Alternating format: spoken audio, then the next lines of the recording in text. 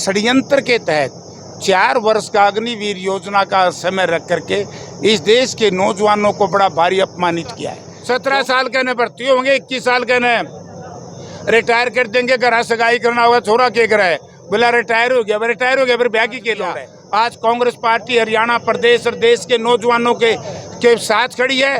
जब तक नौजवानों के सम्मान को केंद्र की सरकार चुनौती देगी, कांग्रेस पार्टी का हाथ नौजवानों के सिर के ऊपर होगा। हम देखिए, भारतीय जनता पार्टी और एनडीए की सरकार ने जिस तरीके से सबसे पहले तो इस देश में गलत कानून का फैसला किया, आपको याद होगा जीएसटी लेके आए, नोटबंदी लेके आए, रोजगार का इशू लेकर के आए, किसान विरोधी 3 काले कानून लेकर के आए।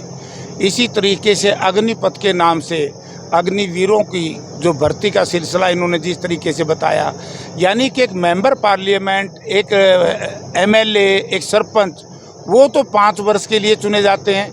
संविधान निर्माताओं ने 5 वर्ष का समय इसलिए निर्धारित किया था ताकि जो व्यक्ति जनप्रतिनिधि के रूप में आए 5 वर्ष तक अपने इलाके की सेवा करे, और इन्होंने देश की सेवा करनी है। शत्रु हमारी सीमाओं पे हमारे खिलाफ डटे हुए हैं। एक तरफ चाइना बड़ी मुस्तैदी से डट रहा है, दूसरी तरफ पाकिस्तान डटा हुआ है। लेकिन भारत की अंधी और गूंगी और बहरी सरकार ने एक षड्यंत्र के तहत 4 वर्ष का अग्निवीर योजना का समय रख करके इस देश के नौजवानों को बड़ा भारी अपमानित किया है। क्योंकि माननीय नरेंद्र मोदी जी उस बात को भूल गए। इस देश में 2 ही नारे लगे थे, किसान और जवान। किसान ने 1 वर्ष 3 महीने में अपनी लड़ाई लड़ी। पूरे विश्व में पहली ये सरकार थी जो किसानों के पांव में पड़ी, जिसने प्रधानमंत्री जी ने अपनी गलती को स्वीकार करके किसानों को शहीद पर विवश करने का किया। इसी तरीके से नौजवानों के साथ इन्होंने जिस तरीके का ये प्रहार किया है, मैं केंद्र की सरकार से कहना चाहूँगा कि तत्काल इस काले कानून को वापस लें, और जो नौजवानों की मांग है पूरे भारतवर्ष की, मेरी सोच ये है और हमारी पार्टी की सोच तो पार्टी बताई देगी। आज पूरे देश में कांग्रेस पार्टी का ये धरना प्रदर्शन 10 से 1 तक हर विधानसभा क्षेत्र में है। लेकिन मैं आपके माध्यम से इस प्रदेश के विशेष तौर से लोगों से कहना चाहूँगा कि लोगों, ये ऐसी नकम्मी सरकार हरियाणा प्रदेश में बनाई, और जिसका शेर ये सरकार बनाने में, जहाँ भारतीय जनता पार्टी को तो लोगों ने ठुकरा दिया था, केवल 41 विधायक रह करके लोगों ने रोक दिया था। लेकिन जिस तरीके से जच्चा बच्चा के लोगों ने जेजेपी के मतदाताओं को अपमानित करके उनके सम्मान को भारतीय जनता पार्टी के सामने गिरवी रख दिया, और यही पिछले दिनों में आपने देखा होगा कि किस तरीके से बेरोजगारी दर, पूरे देश में सबसे ज़्यादा बेरोजगारी दर हरियाणा में है। जब चौधरी भूपेंद्र सिंह हुड्डा ने हरियाणा प्रदेश की सत्ता छोड़ी थी, हरियाणा प्रदेश 1 नंबर पे था विकास की दृष्टि से, रोजगार की दृष्टि से, और आज हरियाणा प्रदेश अपराध की दृष्टि से 1 नंबर पे है। अपराध चरम सीमा पर है, रोजगार 0 है। और जिस तरीके से मनोहर लाल जी ने बयान दिया, नौजवानों के साथ भद्दा मजाक है। बोला नौजवानों, संघर्ष का रास्ता इख्तियार मत करो, मेरी सरकार नौकरी देगी। कब देगी वो नौकरी? मनोहर लाल जी की बात के ऊपर कौन विश्वास करेगा?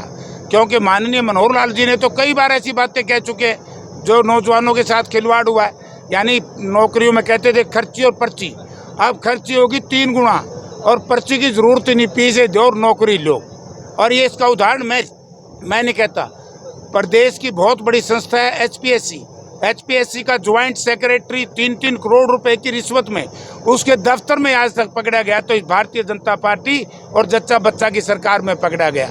तो आज तहसील में हम बैठे हैं, तहसील हो, डिप्टी कमिश्नर का दफ्तर हो, पुलिस का दफ्तर हो, हर जगह पैसे में काम हो रहा है, भ्रष्टाचार चरम सीमा पर है। तो इसलिए इस सारी लड़ाइयों को लेकर के, और जब बस्ती खुस्ती बात थी, नौजवानों के साथ जो प्रहार किया है, अब पिछले दिनों अब मनोहर लाल जी कहते मेरे पे विश्वास करो, कौन करेगा मुख्यमंत्री जी पे विश्वास? इन्होंने, याद होगा आपको, पंचायतों में 8% बैकवर्ड क्लासेस को दिया था, रिजर्वेशन दिया था कि नहीं दिया था? 1.5 वर्ष हाईकोर्ट में जाकर के कह दिया हम इनको नहीं देंगे। क्यों? तो इन्होंने देने की जरूरत पड़ी बैकवर्ड को रिजर्वेशन। अगर बैकवर्ड का रिजर्वेशन देना था, सर्वोच्च न्यायालय में एफिडेविट क्यों दिया कि हम नहीं देंगे? तो ये तो ठग्गर ठोरों की सरकार है। और इसके लिए सबसे बड़ा दोषी है भारतीय जनता पार्टी है। इस साथ चौधरी देवीलाल का परिवार भी दोषी है। जी, चौधरी देवीलाल के परिवार ने आपने पिछले दिनों में देखा होगा कि किस तरीके से एक निर्दलीय उम्मीदवार का साथ दिया। मैं हरियाणा प्रदेश की जनता से कहना चाहूँगा कि हरियाणा प्रदेश के लोगों, जो बात मैंने 1991 में लोकसभा में जयप्रकाश हिसार से लड़ रहा था, चौधरी देवीलाल गिराए से लड़ रहे थे, मैं उस वक्त कहता था कि इस परिवार पे विश्वास मत करना लोगों। और इस राज्यसभा के चुनाव में आपने देखा होगा चौधरी देवीलाल का सगा बेटा रणजीत सिंह, वो भी निर्दलीय कार्तिक शर्मा के साथ, उनका पोता अभय सिंह चौटाला, जो 4 दिन पहले ये कहता है कि दुष्यंत ने तो विनोद शर्मा की जेब में हाथ डाल लिया, समय आने पर बताऊंगा कितना कितना पैसा लिया है। अब मैं आपके माध्यम से अभय सिंह से पूछना चाहता हूं, उसी जेब में विनोद शर्मा जी कार्तिक के पिताजी हैं, उसमें अभय सिंह चौटाला ने जेब में हाथ डाला है, वो इस प्रदेश की जनता को बताएं कि उसको कितना पैसा हाथ लगा है। उनके पोते दुष्यंत सिंह, वो भी वहीं पर जाकर के बैठ गए उसी गर्म जेब में। तो यानी कि आज जितने भी लाल हैं, लालों के गोपाल हैं, सारे के सारे इस प्रदेश के गद्दार हैं लोगों। तो आज मैं हरियाणा प्रदेश मजदूरों से, कर्मचारी से निवेदन करना चाहूँगा कि ऐसे परिवार जिन्होंने जनता के साथ गद्दारी की हो, जिन्होंने जनता का अपमान बेच दिया हो, आपके सामने सारी बातें खुल करके आ जाएंगी कि राज्यसभा के चुनाव में किस पार्टी का कौन कितने में बिका है। ये जुम्मा तो मैं देता हूँ। अभय सिंह चौटाला बड़ा ईमानदार आदमी है, क्योंकि उसने खुद कहा था कि मैं ही बताऊँगा कि विनोद शर्मा की जेब से कितना पैसा आया है। अभय सिंह उसी जेब में हाथ डाल के बैठ गया। तो अभय सिंह से निवेदन करूँगा कि बताए कि ये पैसा कितना किसके किसके बांटे आया है। और मैं इस इशू को लेकर के अब हम यहाँ बैठे हैं, ये बड़ा ज्वलनशील मुद्दा है पूरे देश के नौजवानों के स्वाभिमान के खिलाफ। यानी कि एक टाइम ऐसा था पूरे देश में हमारी फौज का लोहा मानती थी दूसरे देशों की फौजें। आज हमारे देश की हालत क्या कर दी है इन लोगों ने। 4 बरस तो मैं कहता हूँ MP MLA सरपंच का भी समय नहीं होता।